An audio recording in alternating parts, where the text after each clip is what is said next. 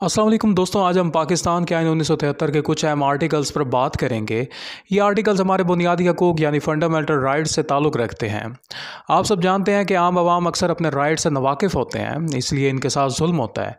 आज की वीडियो में मैं आसान ज़बान में ये आर्टिकल समझाऊँगा और फिर हकीकी अदालती मिसालों और पंजाब के मशरती हालात के साथ जोड़ कर बताऊँगा ताकि आप अपने राइट्स को अच्छी तरह पहचान सकें। Constitution of Pakistan 1973 article 8 fundamental rights and laws inconsistent therewith article 8 clause 3 subclause b item 2 other laws specified in part 1 of the first schedule and no such law nor any provision thereof shall be void on the ground that such law or provision is inconsistent with or repugnant to any provision of this chapter। पहले schedule के हिस्सा अव्वल में दर्ज दीगर कवानीन और कोई भी ऐसा कानून या इसकी कोई शिक सिर्फ इस वजह से कालादम नहीं होगी कि वो इस बाब की किसी शिक से मुतसादम या मुतजाद है। सादा अल्फाज में इसका मतलब ये है कि आइन ने कुछ पुराने और ख़ास कवानीन को तहफ़्फ़ुज़ दिया है, अगरचे वो कवानीन बुनियादी हकूक़ से टकराएँ तब भी वो फ़ौरन ख़त्म नहीं होंगे, बल्कि वो बरकरार रहेंगे जब तक पार्लियामेंट इन्हें तब्दील या ख़त्म ना करे। असल में यहाँ पुराने और ख़ास कवानीन से मुराद वो कवानीन है जो पाकिस्तान बनने से पहले या शुरू के दिनों में राइज थे और रियासत के लिए लाजमी समझे जाते थे, जैसे पाकिस्तान पीनल कोड PPC, ज़ाब्ता फ़ौजदारी CRPC और टैक्स या इक़्तिसादी इस्लाहात से मुतल्लिक़ कवानीन। आइन ने कहा कि अगर ये पुराने कवानीन किसी हद तक बुनियादी हकूक़ से मुतसादिम भी हों तो वो फ़ौरन ख़त्म नहीं होंगे, क्योंकि ये पूरे कानूनी निज़ाम को मुतासिर कर सकते हैं। मिसाल के तौर पर maintenance of public order MPO ordinance या एंटी टेररिज्म एक्ट को अदालतों ने बाज़ मौके पर बरकरार रखा, क्योंकि रियासत ने दलील दी कि यह कौमी सलामती के लिए ज़रूरी हैं, अगरचे ये बाज़ औक़ात फ़र्द की आज़ादी फंडामेंटल राइट्स को महदूद करते हैं। इस तरह सुप्रीम कोर्ट ने Benazir Bhutto versus federation of Pakistan PLD 1988 SC 416 में करार दिया कि अगर कोई कानून रियासती सलामती या नज़्म ज़ब्त के लिए ज़रूरी है तो इसे फ़ौरन कलअदम नहीं किया जा सकता, बल्कि पार्लियामेंट को इख्तियार है कि वो इसे बुनियादी हकूक़ के मुताबिक ढाले। इसका मतलब यह है कि आइन ने ऐसे ख़ास कवानीन को वक्ती तहफ़्फ़ुज़ दिया ताकि रियासती ढांचा कायम रहे, लेकिन साथ ही अवाम को यह हक भी दिया कि अगर कोई कानून इनके बुनियादी हकूक़ के खिलाफ इस्तेमाल हो तो वह अदालत से रुजू कर सकें। Maintenance of public order MPO ordinance ये कानून असल में 1960 की दहाई में बनाया गया था और इसका मकसद ये था कि अगर रियासत को लगे कि कोई शख्स अमन आमा, पब्लिक ऑर्डर या कानून व अमान के लिए ख़तरा है तो हुकूमत इसे बगैर जुर्म साबित किए गिरफ्तार या नज़रबंद डिटेन कर सकती है। मसला कन्फ्लिक्ट विद फंडामेंटल राइट्स। आइन के आर्टिकल 9 और 10 कहते हैं कि किसी शख्स को बगैर वजह या बगैर मुकदमा चलाए कैद नहीं किया जा सकता, लेकिन MPO के तहत पुलिस या डिप्टी कमिश्नर किसी भी शख्स को 3 माह या इससे ज़्यादा अरसे के लिए जेल में डाल सकते हैं, चाहे इस पर कोई मुकदमा ही ना हो। ये बराह रास्त इंसान की आज़ादी, लिबर्टी और ड्यू प्रोसेस ऑफ लॉ के खिलाफ है। क्यों बरकरार रखा गया? रियासत कहती है कि अगर ये कानून ख़त्म कर दिया जाए तो दहशत गर्दी, फ़िरका वारियत और बड़े दंगों को रोकना मुश्किल हो जाएगा, क्योंकि अदालत में केस साबित करने में महीने या साल लग जाते हैं, तब तक हालात हाथ से निकल जाते हैं। एंटी टेररिज्म एक्ट 80 1997 ये कानून 1997 में नवाज शरीफ हुकूमत ने बनाया ताकि दहशत गर्दों और जराइम पेशा अनासर के खिलाफ फौरी कार्रवाई की जा सके। इस कानून के तहत इंसदाद दहशत गर्दी अदालतें ATC कोर्ट्स बनाई गईं। मसला कन्फ्लिक्ट्स विद फंडामेंटल राइट्स। इस कानून में दहशत गर्दी की तारीफ बहुत वसी रखी गई। बाज़ औक़ात आम एहतजाज, जलूस या झगड़ों को भी दहशत गर्दी के ज़मरे में डाल दिया जाता है। ATC कोर्ट्स के फैसले बहुत जल्दी 7 दिन के अंदर करने का कानून है, लेकिन अक्सर ऐसा होता है कि मुलजिम को मुनासिब दिफा, right to fair trial article 10 का मौका ही नहीं मिलता। पुलिस और हुकूमत अक्सर मुखालफिन को दबाने के लिए भी इस कानून का सहारा लेते हैं। क्यों बरकरार रखा गया? रियासत कहती है कि दहशत गर्दों के आम अदालतों में केस चलते रहते हैं तो गवाह डर जाते हैं, जज कत्ल हो जाते हैं और केस लटक जाता है, इसलिए तेज अदालतें ज़रूरी हैं। Benazir Bhutto versus federation of Pakistan PLD 1988 SC 416 ये एक तारीखी केस था। बेनज़ीर भुट्टो ने अदालत में चैलेंज किया कि MPO ऑर्डिनेंस और कुछ और सिक्योरिटी कवानीन बुनियादी हकूक़ के खिलाफ हैं। अदालत ने क्या कहा? सुप्रीम कोर्ट ने माना कि यह कवानीन वाकई बुनियादी हकूक़ को मुतासिर करते हैं, लेकिन अदालत ने यह भी कहा कि रियासत की बका, सर्वाइवल ऑफ द स्टेट ज़्यादा अहम है। अगर रियासत ही ख़त्म हो गई तो बुनियादी हकूक़ कहाँ इस्तेमाल होंगे? इसलिए अदालत ने कहा कि ऐसे कवानीन फौरी तौर पर कालादम नहीं होंगे, बल्कि पार्लियामेंट को चाहिए कि वक्त के साथ साथ इन कवानीन को बुनियादी हकूक़ से हम आहंग करें। सादा अल्फाज में नतीजा ये कवानीन दरअसल डबल एज स्वॉर्ड हैं। एक तरफ ये मुल्क में अमन कायम करने के लिए इस्तेमाल होते हैं तो दूसरी तरफ ये अवाम के बुनियादी हकूक़ को भी कुचलने के लिए हथियार बन जाते हैं। मिसाल, अगर आप मुल्तान में वडेरे या MNA के खिलाफ एहतजाज करें और वो ताकतवर है तो पुलिस MPO लगाकर आपको बगैर जुर्म साबित किए जेल में डाल सकती है, या फिर अगर पुलिस चाहे तो एंटी टेररिज्म एक्ट के तहत आपके झगड़े या एहतजाज को दहशत गर्दी बनाकर ATC में डाल दे। Article 8 clause 4 notwithstanding anything contained in paragraph B of clause 3 within a period of 2 years from the commencing day the appropriate legislature shall bring the law specified in part 2 of the first schedule into conformity with the rights conferred by this chapter। provided that the appropriate legislature may by resolution extend the set period of 2 years by a period not exceeding 6 months। अगरचे clause 3 के paragraph B में कुछ भी कहा गया हो, मगर आइन के नफाज के दिन से 2 साल के अंदर अंदर मुतलका कानून साज असम्बली पर लाजिम था कि वो पहली शेड्यूल के हिस्सा 2 में दर्ज कवानीन को इस बाब में दिए गए बुनियादी हकूक से हम आहंग करे। मजीद ये कि अगर ज़रूरत पड़े तो ये मुद्दत करारदाद के जरिए ज़्यादा से ज़्यादा 6 माह तक बढ़ाई जा सकती थी। इस क्लॉज का मतलब यह है कि जब 1973 का आइन बनाया गया तो उस वक्त पाकिस्तान में कुछ पुराने कवानीन भी मौजूद थे जो अवाम के बुनियादी हकूक से टकरा रहे थे। आइन ने यह कहा कि पार्लियामेंट पर फ़र्ज़ है कि वो 2 साल के अंदर इन पुराने कवानीन को बदल दे या बेहतर कर दे ताकि वो आइन के मुताबिक बन जाए। अगर ज़रूरत हो तो ज़्यादा से ज़्यादा 6 महीने का वक्त और लिया जा सकता है।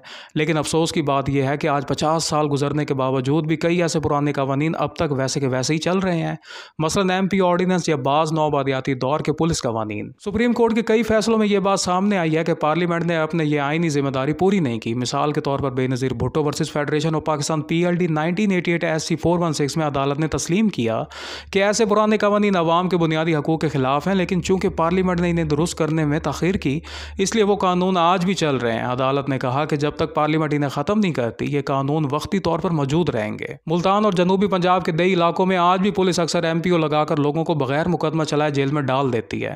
ये वही पुराना कानून है जिसे आइन के तहत 2 साल में ख़त्म या दुरुस्त होना चाहिए था।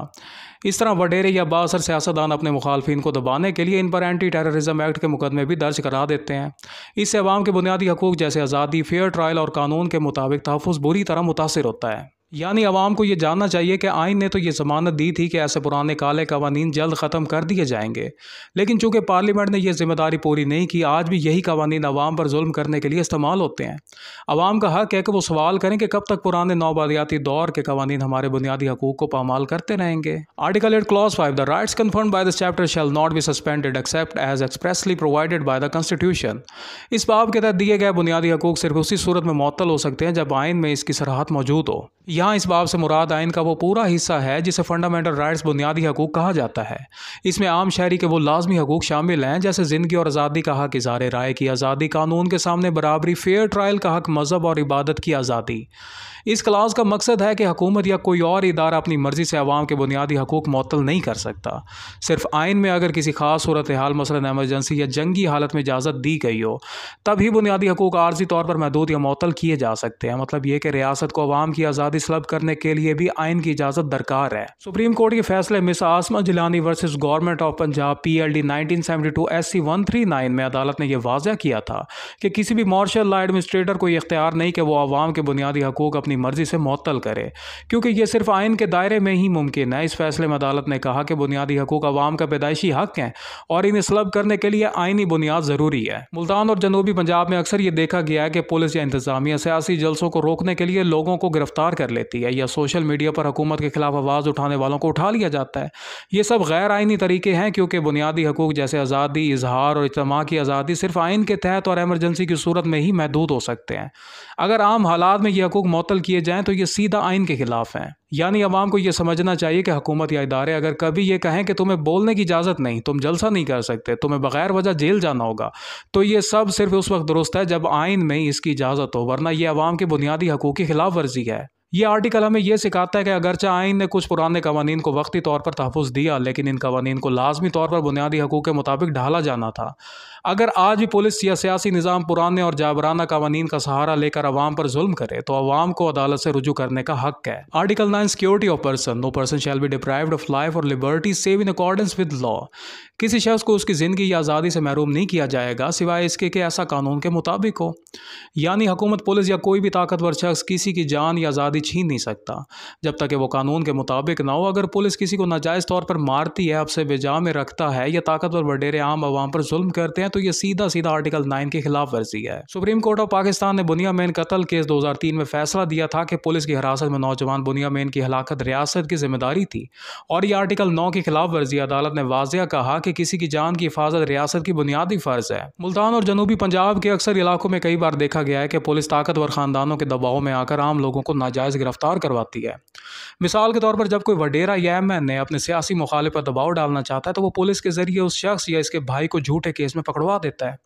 ऐसे केसेस में मुतासरा खानदान का आर्टिकल 9 के तहत हक पामाल होता है क्योंकि इनकी आज़ादी छीन ली जाती है। Article 10 safeguards as to arrest and detention.